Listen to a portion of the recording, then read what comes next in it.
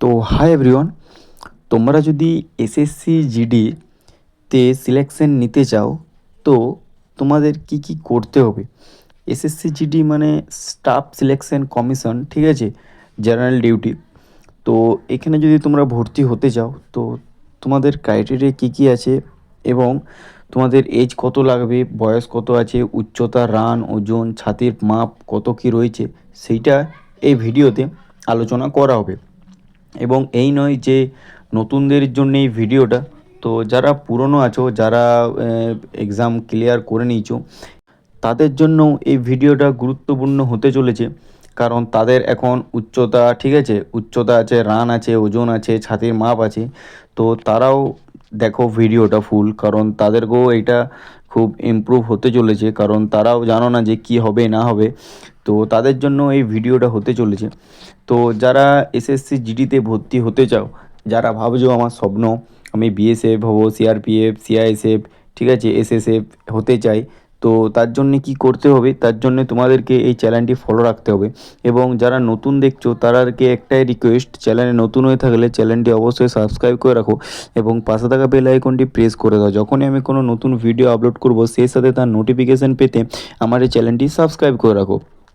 তো কি বলছিলাম যে এসএসসি জিডিতে ভর্তি হতে গেলে কি করবে, এই যে 2025-এ যে নতুন এসএসসি জিডির যে নোটিফিকেশান বেরোবে, যা ফর্ম ফিল আপ স্টার্ট হবে, তখন কি করবে না করবে কি হবে সেটাই প্রসেস এই ভিডিওতে বলা হবে। এবং এই ভিডিওতে মেল এবং ফিমেল উভয়ের ক্ষেত্রেই একই প্রযোজ্য রয়েছে।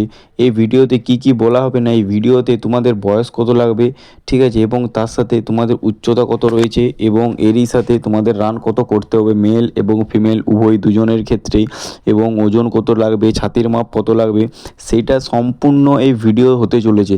এবং পরবর্তীতে এসএসসি জিডিতে যখন কোনো অ্যাডমিট কার্ড বেরোবে বা এসএসজিডির কোনো নোটিফিকেশান আসবে বা এসএসজিডির কোনো আপডেট পেতে আমার এই চ্যানেলটি ফলো রাখবে। তো বেশি কথা না বলে ভিডিওটা স্টার্ট করা যাক। তো ফার্স্টে যে বিষয়টি কথা বলবো যে এসএসসি জিডিতে ভর্তি হতে গেলে তোমাদের যোগ্যতা কি প্রয়োজন। তো ফার্স্ট অফ অল তোমাদের যোগ্যতা লাগবে, তোমরা যে কোনো রেকগনাইজড বোর্ড থেকে 10 পাস অর্থাৎ মাধ্যমিক পাস হলেই তোমরা এই ফর্মটিতে আবেদন করতে পারবে এবং ফর্ম ফিল আপ করতে পারবে, ঠিক আছে। মেল ফিমেল উভয়ের ক্ষেত্রেই কোনো এটার পার্সেন্টেজ লাগছে না, খালি যোগ্যতা হচ্ছে মাধ্যমিক পাস অর্থাৎ 10 পাস করা থাকলেই তোমরা এসএসজিডি ফর্মটি ফিল আপ করতে পারবে। এরপর বলবো তোমাদের যে বয়স, এসএসজিডিতে যে ভাবছো যে আমি যাব, আমাকে আমার ফর্মটি ফিল আপ হবে কিনা বা আমার ফর্মটি রিজেক্ট হয়ে যাবে কিনা, সেই জন্যে বড় পালন করে বয়স, ঠিক আছে। তো বয়স তোমাদের কত লাগবে মানে হচ্ছে এজ ক্রাইটেরিয়া তোমাদের কি রয়েছে এই ভিডিওতে। এসএসজিডি ফর্ম ফিল আপ করতে গেলে তোমাদের এজ ক্রাইটেরিয়া কী লাগে না, এটা ক্যাটাগরি ওয়াইজ আলাদা আলাদা ভাগ করা থাকে, কার কি ক্যাটাগরি সেই ক্যাটাগরি অনুযায়ী সবারকার এজ আলাদা করা থাকে। তো ফার্স্টে বলবো জেনারেল এবং ইডাব্লিউএস ক্যাটাগরিদের এজ কত লাগবে না, জেনারেল এবং ইডাব্লিউএস ক্যাটাগরিতে এজ লাগবে তোমাদের 18 থেকে 23 বছর, ঠিক আছে। মিনিমাম 18 থেকে 23 বছর হলেই এই ফর্মটি তোমরা ফিল আপ করতে পারবে এসএসজিডি ফর্মটি। তো যে ইউআর এবং ইডাব্লিউএস ফর্ম যারা ক্যাটাগরি তারা 18 থেকে 23 বছর পর্যন্ত ফিল আপ করতে পারবে। এরপর হচ্ছে OBC, OBC A OBC B এখানে কোনো প্রযোজ্য নয়, ঠিক আছে, খালি ওবিসি থাকলেই তোমরা আবেদন করতে পারবে। ওবিসি যদি তোমাদের কাস্ট সার্টিফিকেট থাকে তাহলে তোমরা 18 থেকে 26 বছর অর্থাৎ 3 বছর এক্সট্রা পেয়ে যাবে, তোমরা 3 বছর এক্সট্রা ছাড় পাবে যদি তোমাদের ওবিসি, ওটা তোমাদের এনসিএল করতে হবে, ঠিক আছে, স্টেট লেভেলের, তবে তোমাদের এনসিএল হবে, ঠিক আছে। ওটা যদি প্রসেস ভিডিও তো যাও তোমরা, আমি কমেন্টে আমাকে বলতে পারো, আমি তোমাদেরকে ফুল প্রসেস ভিডিও এনে দেবো। তো ওবিসি যদি তোমাদের কাস্ট সার্টিফিকেট থাকে তাহলে তোমাদের 18 থেকে 26 বছর অর্থাৎ তোমরা 3 বছর এক্সট্রা পেয়ে যাবে। এরপর আসছে তোমাদের এসসি এবং এসটি, শিডিউল ট্রাইবেল এবং শিডিউল কাস্ট দুজন আলাদা আলাদা, ঠিক আছে। তো এসসি এসটি যদি তোমাদের সার্টিফিকেট থাকে তাহলে এসসি এসটি তোমাদের সার্টিফিকেট থাকলে তোমরা 5 বছর, সরি 5 বছর ছাড় পেয়ে যাবে, অর্থাৎ এইদিকে 3 বছর এইদিকে 2 বছর, টোটাল 5 বছর ছাড় পেয়ে যাবে। তো 18 থেকে এটা তোমরা 28 বছর পর্যন্ত ফর্ম ফিল আপ করতে পারবে যদি এসসি এসটি তোমাদের কাস্ট সার্টিফিকেট থাকে। আশা করছি আমি বোঝাতে পেরেছি বয়স ক্রাইটেরিয়াটা তোমাদের কী কী রয়েছে। এরপর বলবো ওজন, তোমরা ভাবছো যে আমি ওজনে ফিট হব কি হব না, তো ওজন তোমাদের যে রয়েছে মেলের ক্ষেত্রে সম্পূর্ণ 50 কেজি প্লাস ওজন লাগবে, মিনিমাম 50 ম্যাক্সিমাম 60, ঠিক আছে। মিনিমাম 60-এর আপও হলে কোনো অসুবিধা নেই, কিন্তু তোমাদের মিনিমাম 50 কেজি ওয়েট লাগবে। এটা আমি তোমাদের বলছি, এটা হচ্ছে মাঠে, ঠিক আছে। মাঠে তোমাদের যখন এক্সাম কোয়ালিফাই করে নেবে, এক্সাম কোয়ালিফাই করার পর তোমাদের পিএমটি পিইটি হবে, সেই সময় তোমাদের ওজনের মাপ নেবে, ঠিক আছে। ওজনের মাপ তোমাদের কত নেবে না, মেল যদি হয়ে থাকো, ছেলেদের ক্ষেত্রে বলছি, ছেলেদের ক্ষেত্রে হচ্ছে 50 কেজি ওয়েট লাগবে। এবং যারা ফিমেল বটো তাদের মানে মেয়েদের ক্ষেত্রে লাগবে 42 থেকে 45 কেজি, ঠিক আছে। 42 থেকে 45 কেজি মিনিমাম তোমাদের ওয়েট লাগবেই। ওজনটা আশা করছি বোঝাতে পেরেছি, তোমাদের ম্যাক্সিমাম এবং মিনিমাম কত ওজন লাগবে। এরপর আমি আলোচনা করব যে রান। তো রান তোমরা ভালোভাবে প্র্যাকটিস করতে হবে, কারণ এখানে রান অনেকটা হয়, প্রায় 5 কিলোমিটার রান হয়।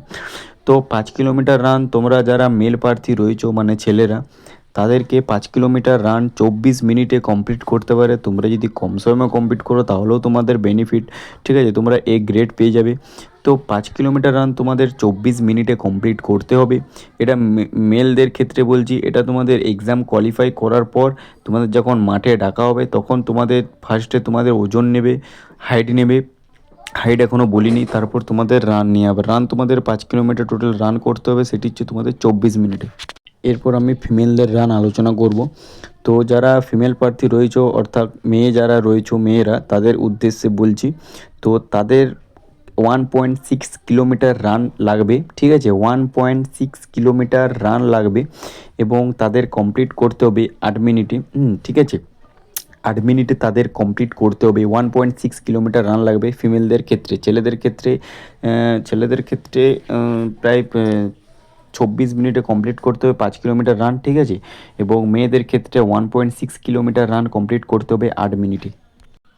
এরপর বন্ধুরা আমরা আলোচনা করব যে হাইট তোমাদের কীরকম লাগবে, ঠিক আছে। তো এসসি এসটি ওবিসি ইডাব্লিউএস প্রত্যেকটি ক্যাটাগরি আলাদা আলাদা ভাগ করা রয়েছে। তো সেই জন্য বলছি, তো 170 সেন্টিমিটার কাদের লাগবে না, 170 সেন্টিমিটার ইউআর, ওবিসি, ইডাব্লিউএস, ঠিক আছে, এদের 170 সেন্টিমিটার লাগবে, মেল ফিমেল উভয়। আর মেল খালি মেলদের, এবং ফিমেলদের ক্ষেত্রে লাগবে 157 সেন্টিমিটার, কিন্তু যে কাস্টগুলো আমরা ইউআর, ওবিসি, জেনারেল, ঠিক আছে, এই কাস্ট এই যারা কাস্ট হয়েছে তাদের লাগবে 157 সেন্টিমিটার। এবং প্রত্যেক আলাদা ক্রাইটেরিয়া আছে, সবার আলাদা আলাদা ছাড় আছে। তো কাদের এসসি এসটি ওবিসি প্রত্যেকটার কি কাদের কত ছাড় আছে এবং কাদের কত হাইট লাগবে মেল ফিমেল, সেটা বলছি নেক্সট। দেখো, এই যে দেখো, যদি তোমাদের এসটি সার্টিফিকেট থাকে তাহলে তোমাদের হাইট লাগছে 162.5 সেন্টিমিটার মেলদের ক্ষেত্রে, এবং ফিমেলদের ক্ষেত্রে লাগছে 150 সেন্টিমিটার। এরপর তোমাদের যদি এসটি নর্থ ইস্ট যদি তোমরা বিলং করো তাহলে তোমাদের হাইট লাগবে 157.157 সেন্টিমিটার, হ্যাঁ, মেলদের ক্ষেত্রে। আর ফিমেলদের ক্ষেত্রে হাইট লাগবে 147.5 সেন্টিমিটার, ঠিক আছে। এবং যারা জম্মু কাশ্মীর, ঠিক আছে, হিমাচল প্রদেশ, আসাম, ত্রিপুরা, যারা বিলং করো, যারা এখানে থাকো, সরি, তাদের হাইট লাগবে 165 সেন্টিমিটার মেল, এবং ফিমেলদের হাইট লাগছে 155 সেন্টিমিটার। আশা করছি আমি বোঝাতে পেরেছি তোমাদের হাইট অনুযায়ী কাদের কীরকম কাস্ট আছে, সেই কাস্ট অনুযায়ী কাদের কত হাইট হচ্ছে। এরপর তোমাদের চেস্ট বলবো। তো চেস্ট অনুযায়ী তোমাদের চেস্ট লাগবে 80 সেন্টিমিটার, তোমাদের নর্মাল চেস্ট ফুলাতে হবে, ঠিক আছে। 80 সেন্টিমিটার নর্মাল চেস্ট ফুলাতে হবে, নর্মাল ওটা। এবং তোমাদেরকে বলা হবে যে 5 সেন্টিমিটার এক্সট্রা ফুলাও, তখন তোমাদের 5 সেন্টিমিটার এক্সট্রা ফুলাতে হবে, টোটাল 85 সেন্টিমিটার। ওটা কিন্তু নয়, ফার্স্টে 80 সেন্টিমিটার তোমাদের নর্মালি দেখে নেবে, ঠিক আছে। এবং তারপর তোমাদের বলবে ফুলিয়ে 5 সেন্টিমিটার বাড়াতে। তো এটা তোমাদের চেস্টের মাপ, টোটাল ধরে রাখো 85 সেন্টিমিটার। এবং এখানেও ক্যাটাগরি ওয়াইজ চেস্টের মাপঝোপ নেওয়া হয়, ঠিক আছে। তো যারা এসটি ক্যান্ডিডেট বটো, এসটি, ঠিক আছে, শিডিউল ট্রাইবেল, তাদের জন্যে চেস্ট ফুলাতে হবে 76 সেন্টিমিটার এবং এক্সট্রা 5 সেন্টিমিটার ফুলাতে হবে।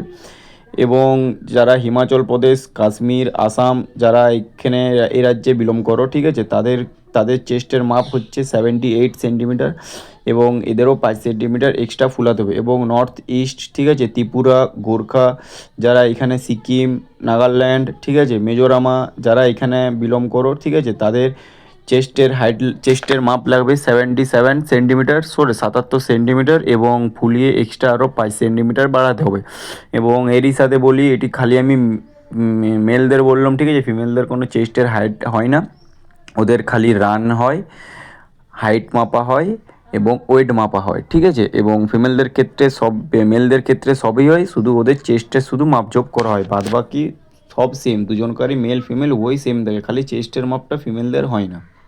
তো এই হচ্ছে ভিডিও। এসএসসিজিডি ভর্তি হতে গেলে তোমাদের কী কী ক্রাইটেরিয়া এবং কী কী প্রসেসের উপর যেতে হবে। তো আশা করছি আমি সবাইকে বোঝাতে পেরেছি যে তোমরা কীভাবে ফর্ম ফিল আপ করা পর্যন্ত তোমাদের পিইটি, পিএমটি, পিএইচটি কী কী হয় সব ডিটেলস দিয়েছি। তো চ্যানেলে নতুন হয়ে থাকলে চ্যানেলটি অবশ্যই সাবস্ক্রাইব করে রাখবে এরকম নিত্য নতুন আপডেট পেতে, এবং এসএসসিজিডির যাবতীয় আপডেট আমার এই চ্যানেলে পেয়ে যাবে। তো সেই জন্য বলছি চ্যানেলটি সবাই ফলো রেখো এবং চ্যানেলটিকে সাথে সবাই জুড়ে থাকো। তো নেক্সট ভিডিওটা তোমরা বলো কী চাও, ঠিক আছে। তো আপডেট যদি কিছু পাওয়া যায় এসএসসিজিডির অ্যাডমিট কার্ড, ঠিক আছে, বা রানিং আপডেট কোনো কিছু যদি পাওয়া যায়, আমি সবেই আমার এই চ্যানেলে আপলোড করব। তো আজকের মতন এখানেই, দেখা হচ্ছে নতুন কোনো টপিক, নতুন কোনো ভিডিওতে। টাটা, জয় হিন্দ, জয় ভারত, ভালো থেকো, সুস্থ থেকো এবং প্রিপারেশন নিয়ে যাও।